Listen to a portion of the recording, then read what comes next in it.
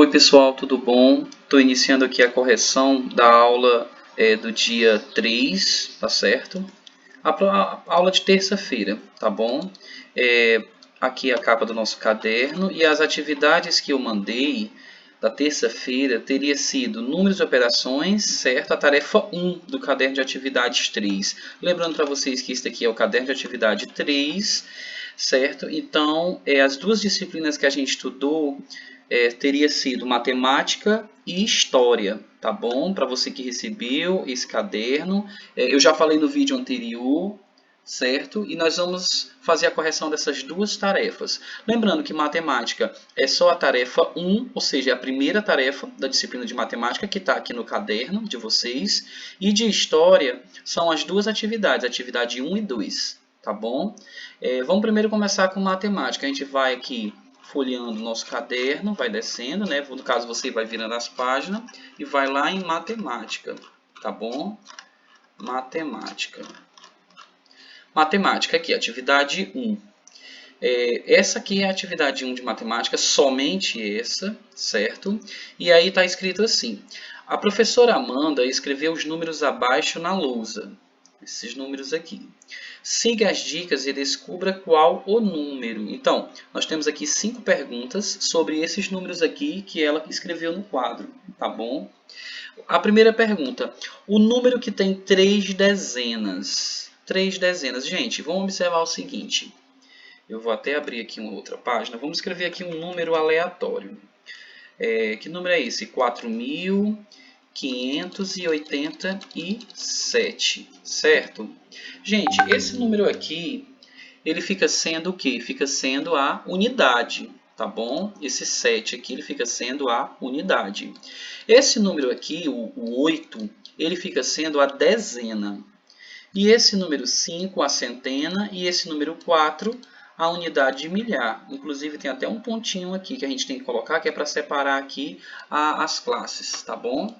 Então, a nossa atividade é justamente sobre essa questão, sobre as unidades, dezenas e centenas, tá bom? E também tem algumas perguntas aqui sobre a unidade de milhar, como eu acabei de mostrar para vocês, certo? Vamos ver aqui, o número que tem 3 dezenas. Observem aqui, 465, 465. Qual é a dezena, o número que corresponde à dezena? Nesse caso aqui é o 6, então ele não tem 3 dezenas, ele tem mais de 3 dezenas nesse caso aqui, tá bom?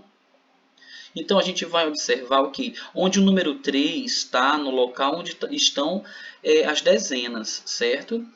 O 3 aqui no 173, o 3 ele está como se fosse dezena, ele está como se fosse 30, não, ele está como o 3 mesmo, né? Unidade 3, 3 unidades. Quem está como dezena aí é o 7, certo? Que esse 7 não é 7, na verdade, é 70, tá bom? Então, qual é o número mais adequado para estar aqui na número 1? Seria esse daqui, certo? 831, tá bom? Vamos para a próxima. O número que tem 4 unidades. Gente, 4 unidades. Unidades fica onde? No final. Então, o único número que tem um 4 no final é esse, tá bom? 724, tá certo? Porque o 4 está aqui no final. Lembra que eu falei para vocês agora há pouco que esse número aqui, que aparece aqui no final aqui do número, são as unidades. Logo depois vem as dezenas, né, que é só o 8, e depois as centenas, certo? Vamos voltar aqui. Então, qual número tem 4 unidades? 724. O 3, o número que tem 6 unidades de milhar. Gente, o que é unidade de milhar? Unidade de 1000. Olha aqui. Quantas unidades de milhar tem esse número? 4. Quantas centenas tem esse número? 5. Quantas dezenas tem esse número? 8. Quantas unidades simples tem esse número? 7, vamos dizer assim, tá bom? Vamos voltar aqui. No caso, essa resposta aqui é a 3, 6 unidades de milhar é o maior número, né? Aqui, vamos dizer assim, é esse daqui, 6.493, tá bom? Agora vamos para o número 4. O número que tem duas centenas, onde é que fica as centenas? Fica na terceira ordem, né? Então, a primeira ordem aqui, 5, 6, 4, não. Duas centenas vai ser qual? Aqui, ó, 277, tá bom? 277 é a resposta da número 4, tá? Número 5, o número que não tem unidade e dezena, Interessante isso aqui, ó. Não tem unidade, ou seja, vai estar zerado, e a dezena também vai estar zerado. Qual é o número? Esse daqui, certo? 4.900, tá bom? Vem a resposta da número 5, 4.900. Bem fácil a tarefa de matemática. Eu espero que todo mundo tenha conseguido fazer, tá certo? E vamos continuar aqui.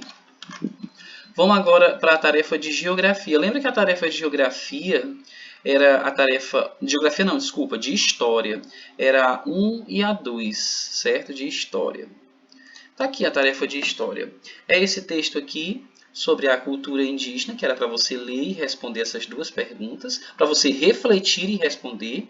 E esse outro aqui, certo? Que era para você observar essa imagem, essas fotos, e escrever a sua opinião. Vamos ler esse texto aqui rapidinho. História, atividade 1. A cultura indígena.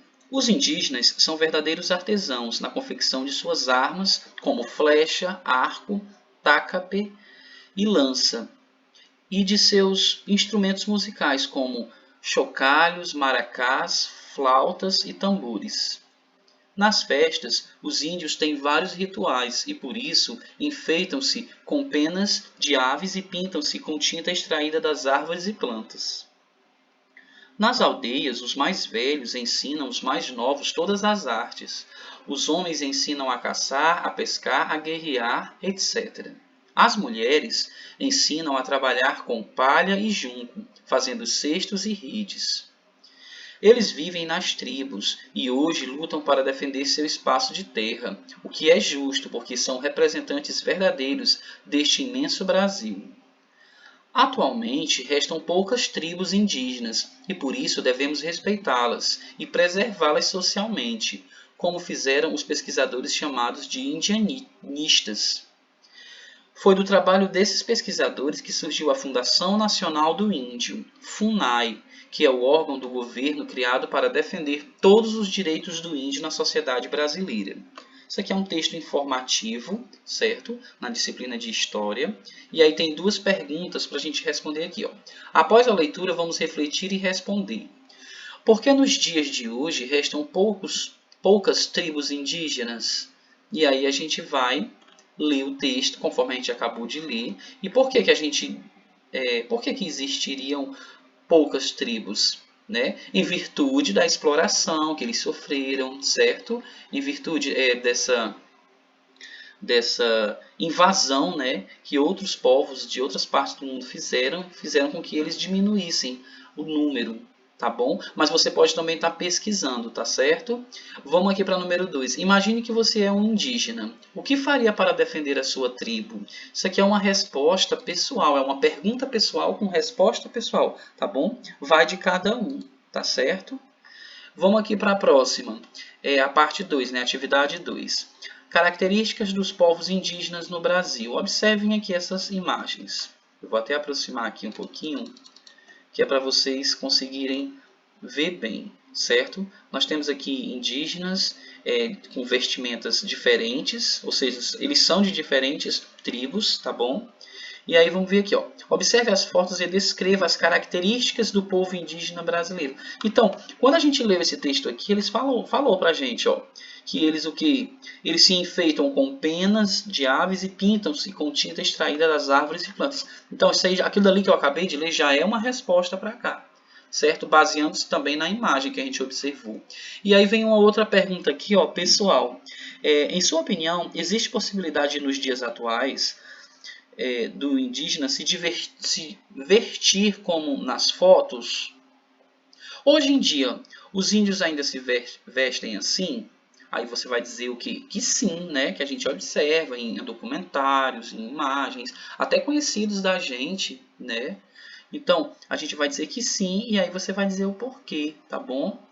Com certeza a gente que mora aqui nessa região, a gente já deve ter se deparado, certo? Com indígenas vestidos a caráter, né? Conforme a tribo, né? Conforme os costumes da tribo, né? A qual ele pertence, tá certo? Então, pessoal, essa é a tarefa de história. Eu espero que vocês tenham conseguido compreender a importância dessa aula, ok?